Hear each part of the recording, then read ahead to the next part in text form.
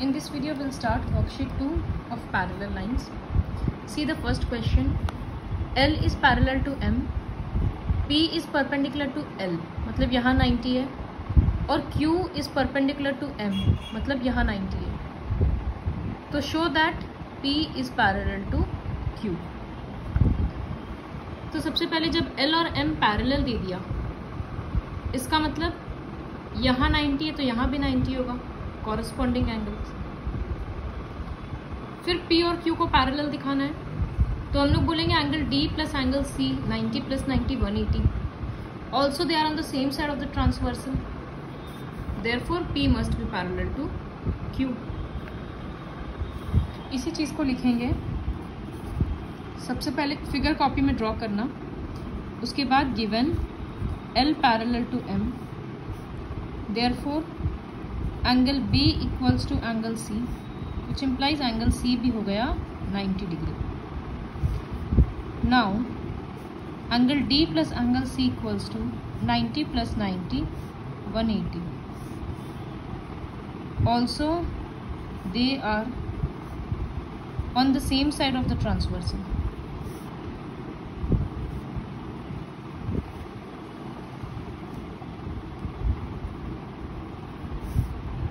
Therefore, P parallel to Q. Second question है कि ABCD के बारे में क्या बोल सकते हैं कि वो किस तरह का क्वाड्रिलैटरल है. तो ABCD मतलब ये वाला शेप. हम लोगों को क्या मिला, B 90 है और एंगल A को भी 90 बोल सकते हैं. या फिर ऐसे लिखेंगे सबसे पहले तो कि L parallel to M.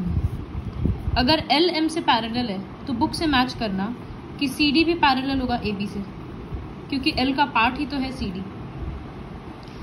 Also P parallel to Q. अगर P पैरेलल है Q से तो इसका मतलब which implies AD is parallel to BC. तो एक क्वाड्रिलैटरल में अगर दोनों अपोजिट साइड पैरेलल है और एक 90 डिग्री है तो वो रेक्टेंगल होता है. तो इन quadrilateral ABCD, AB is parallel to CD and AD parallel to BC. Also angle B equals to 90 degree. Therefore ABCD is a rectangle. ये हम लोग आगे के चैप्टर में और समझ में आएगा कि कैसे रेक्टेंगल या पैरेललोग्राम या अलग अलग शेप प्रूव करते हैं. तो ये रेक्टेंगल का प्रॉपर्टी है कि अगर अपोजिट साइड्स पैरेलल है और एक एंगल 90 है तो वो एक रेक्टेंगल होगा. Now coming to the third question. ABC is a triangle and 1 minute I'll draw the figure.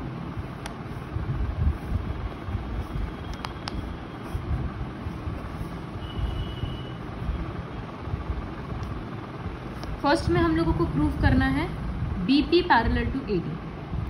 BP मतलब ये लाइन पैरेलल टू AD. तो हम लोगों को दिख रहा है कि ये 40 और 40 है. Also they form a pair of alternate interior angle, therefore BP must be parallel to AD. तो सबसे पहला लाइन में लिखेंगे कि since angle PBA equals to angle BAD equals to 40 degree. Also they form a pair of, since नहीं लिखकर given कर सकते हैं. Also they form a pair of alternate interior angle. Therefore BP is parallel to AD. हो गया पहला proof. दूसरा बोला है CQ is parallel to AD. तो हम लोगों को ऑलरेडी 90 दिखा दिया है, फिर वही लिखेंगे also they form a pair of alternate interior angle. तो सेकेंड के लिए भी लिखना given angle ADC equals to angle QCD equals to 90 degree. Also they form a pair of alternate interior angles. Therefore, CQ is parallel to AD. Third criteria है BP parallel to CQ. तो देखो इसमें हम लोग proof किए BP AD से parallel है, इसमें प्रूफ किए CQ AD से पैरेलल है. तो ये इससे पैरेलल है और ये इससे पैरेलल है, तो अल्टीमेटली ये दोनों भी तो एक दूसरे से पैरेलल होगा. वही चीज़ यहाँ लिखेंगे. तो I will write since BP is parallel to AD and CQ is parallel to AD, therefore BP is parallel to CQ. Proved. Now coming to the fifth question. Fifth question में है यही figure है, बस इसमें बोल दिया गया है कि DAC मतलब ये एंगल 30 डिग्री है, तो find the angles of the triangle. अगर ये 30 है तो ये पूरा एंगल कितना हो रहा है 70 डिग्री, तो एक एंगल तो निकल गया. तो हम लोग लिखेंगे कि in triangle ABC angle A equals to 40 + 30 70 degree. अब अगला ये सोचना है कि ये जो छोटा वाला ट्राइंगल है ADC, इसमें हमको ऑलरेडी दो एंगल पता है, एक यहाँ पर 30 पता है और एक यहाँ पर 90 पता है. इन दोनों को ऐड करके 180 से सब्ट्रैक्ट करेंगे तो एंगल C निकल जाएगा. तो वही लिखेंगे in triangle ACD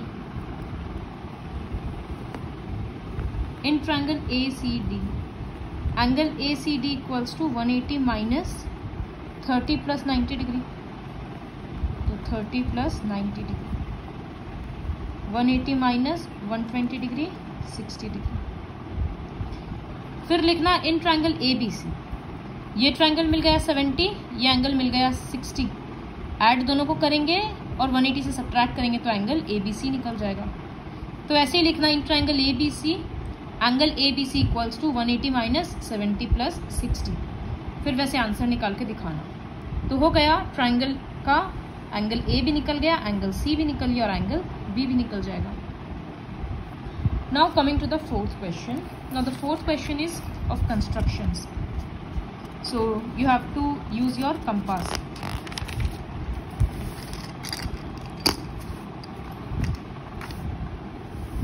fourth question में है draw line segment of length AB of length 5 centimetre. तो हम 5 सेंटीमीटर का लाइन यहाँ पर ड्रॉ कर रहे हैं.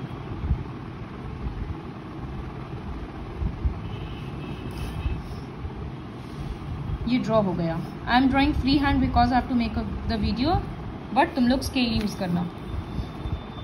तो AB 5 सेंटीमीटर का लाइन हो गया. बोला at A and B construct lines perpendicular to AB, मतलब A पे हमको परपेंडिकुलर बनाना है. तो ये शायद तुम लोगों को याद नहीं होगा, ये सब क्लास 7 में सिखाया गया था, 6 में सॉरी. एक पॉइंट पे परपेंडिकुलर कैसे ड्रॉ करते हैं. 90 डिग्री नहीं बनाना है, परपेंडिकुलर. तो ये एक आर्क ड्रॉ कर दिए, पूरा से थोड़ा सा ज़्यादा मेजरमेंट, पूरा से थोड़ा सा ज़्यादा, एक बार यहाँ कट किए और एक बार यहाँ रखकर यहाँ कट किए. तो इस पॉइंट और इस पॉइंट को स्केल से ज्वाइन करना, रिपीटेडली आई एम सेइंग, तो ये होगा 90, परपेंडिकुलर होगा.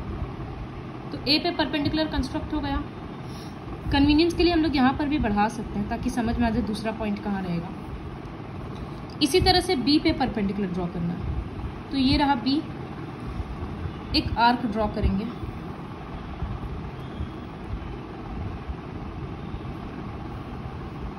हो गया. इसके बाद यहाँ पर पहले एक्सटेंड कर देते हैं. अब क्या करेंगे, पूरा से, ये पूरा है, इससे थोड़ा ज़्यादा एक बार यहाँ से कट करेंगे और एक बार इस पॉइंट पे रख के यहाँ से, फिर इसको जब बी के साथ मिलाएंगे तो ये दूसरा परपेंडिकुलर हो गया। इसको नाम दे दिए ए एक्स और बी वाई। तो ड्रॉ द परपेंडिकुलर हो गया। अब draw the perpendicular bisector of A B. तो परपेंडिकुलर बाइसेक्टर हम लोग कैसे ड्रॉ करते थे? ये जो ए बी है इसका पूरा से थोड़ा सा कम, एक बार बी पे रख के दो तरफ और एक बार ए के ऊपर कंपास रख के दो तरफ। तो ये और ये, इन दोनों पॉइंट को स्केल से मिलाना।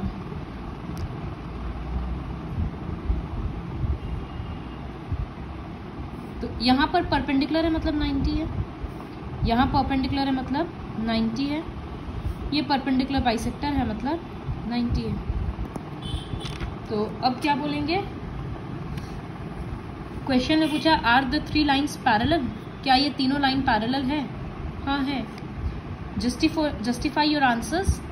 क्यों पैरेलल हुआ? क्योंकि अगर कोई लाइन सेम लाइन पे परपेंडिकुलर होता है, सारा लाइन किस पे परपेंडिकुलर था? ए बी पे, तो सब एक दूसरे से पैरेलल हो जाएगा। तो तुम लोगों को क्या लिखना रहेगा? यस, द 3 लाइन्स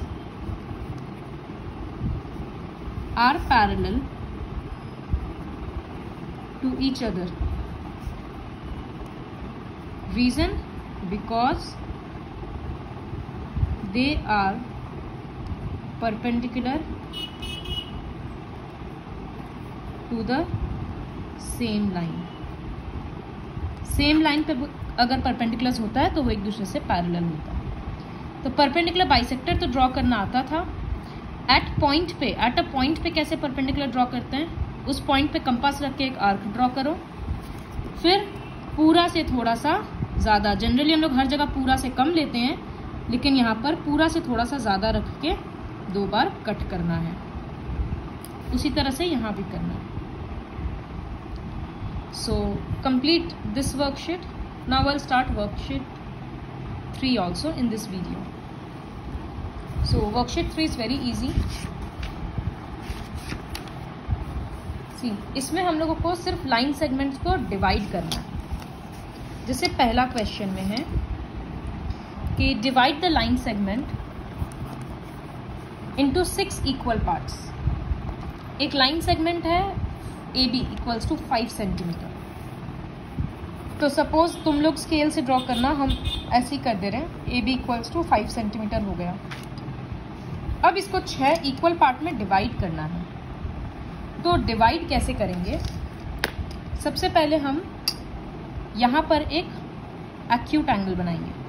तो सबसे इजी एक्यूट एंगल तो 60 डिग्री होता है। मेजरमेंट थोड़ा सा छोटा रखना।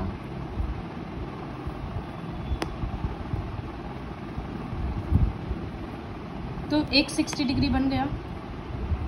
बी में उल्टा तरफ से 60 डिग्री बनाएंगे, यहाँ से, सॉरी,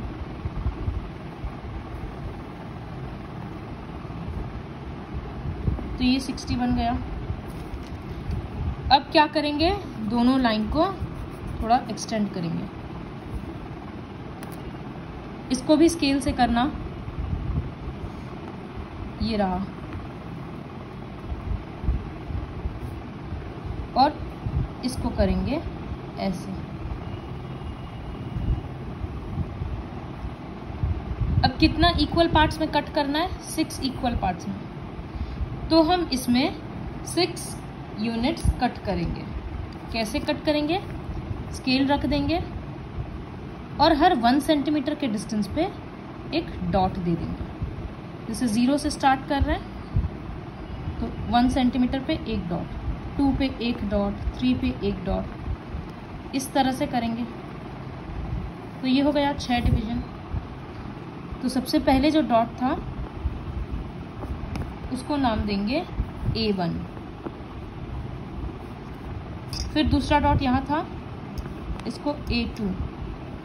तीसरा cut A3, A4, A5 and A6। 6 divisions हो गया। उसी तरह से यहाँ पर भी करेंगे। प्लीज़ स्केल यूज़ करना, वीडियो के टाइम पे हमको प्रॉब्लम हो रहा है इसलिए हम फ्री हैंड कर रहे हैं।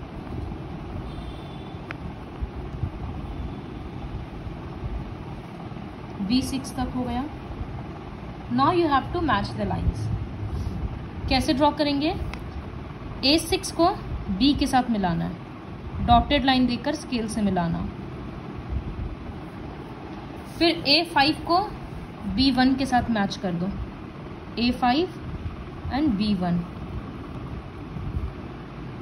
फिर A4 and you can use solid lines, actually यहाँ पर सॉलिड लाइन्स दे सकते हैं।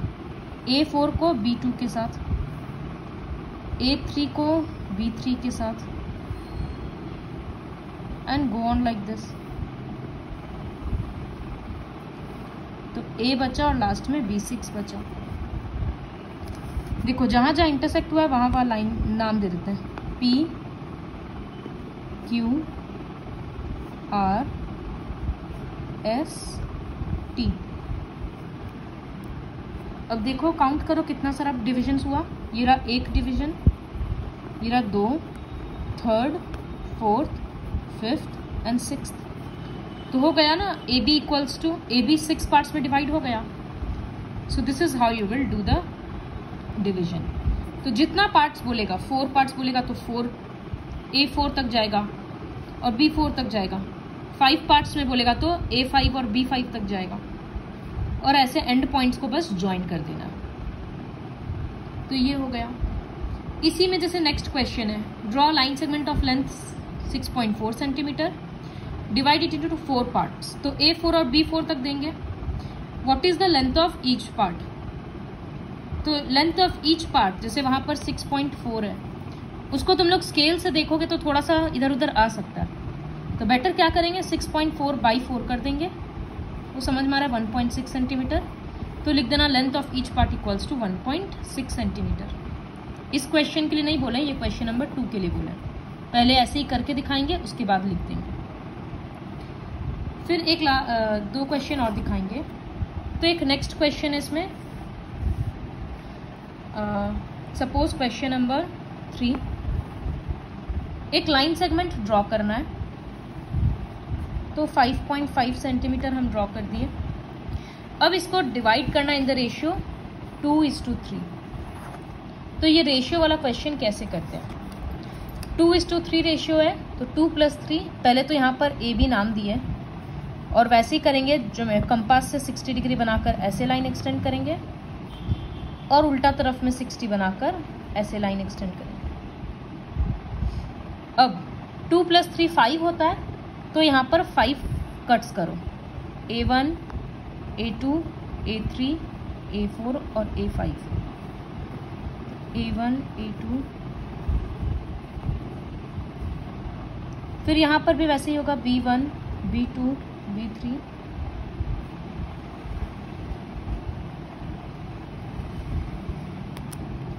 अब 2:3 में डिवाइड करने के लिए क्या करना होगा, A2 को B3 के साथ मैच कर दो। सपोज यहाँ लाइन आ रहा है P, तो हो गया AP is to PB equals to 2:3। ये 2 पार्ट्स था और ये 3 पार्ट्स है। बड़ा छोटा दिख भी रहा है। तो जब इक्वल पार्ट्स करना होता है तो इस तरह से करते हैं, और एक रेशियो दे देता है तो इस तरह से करते हैं। इसी तरह से नेक्स्ट क्वेश्चन में, क्वेश्चन नंबर 4 में रेशियो है 3:4। तो वहाँ क्या करेंगे, 3 + 4 7, A7 तक ड्रॉ करेंगे, B7 तक ड्रॉ करेंगे। फिर A का 3 से B का 4 को ज्वाइन कर देंगे। इतना सिंपल है क्वेश्चन। फिर थोड़ा ट्विस्टेड फॉर्म्स में बस क्वेश्चन दिया हुआ है। The process is same for all the sums. Like question number 5, draw line segment of length 7 centimetre, find a point P on it such that AP is to PB equals to 1:3। तो वही है कि AP is to PB, अगर ये line AB है तो ऐसे ही होगा कि यहाँ 60 बनाकर ऐसे, और यहाँ 60 बनाकर ऐसे। इसके बाद क्या करेंगे, 1:3 बोला है तो 1 + 3 4, यहाँ 4 कट करेंगे और यहाँ भी 4 कट करेंगे। फिर 1:3 है, इसका मतलब A 1 से B का 3 को मैच कर देंगे। फिर पार्ट्स मेजर करके बोल देना कितना हुआ है, यहाँ पर पॉइंट P ही देना पड़ेगा, तो हो गया AP/PB = 1:3। 7th क्वेश्चन में लिखा है AP = 2/3 PB।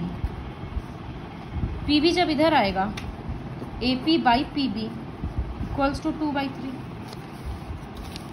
तो इसका मतलब AP/PB = 2/3। तो इसका मतलब यहाँ भी रेशियो 2:3 ही है। उसी तरह से 8 क्वेश्चन में AQ = 2/5 QB बोला, QB को नीचे लाएंगे तो 2/5, इसका मतलब तुम्हारा रेशियो है 2:5। तो 7 मार्किंग्स करेंगे, A2 के साथ B5 को मैच कर देंगे। So please complete worksheet 2 and 3 with the help of this video.